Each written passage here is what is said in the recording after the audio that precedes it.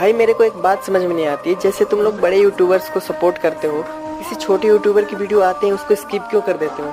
एक बार उसकी वीडियो को देखो, उस बंदे ने मेहनत की होती है भाई।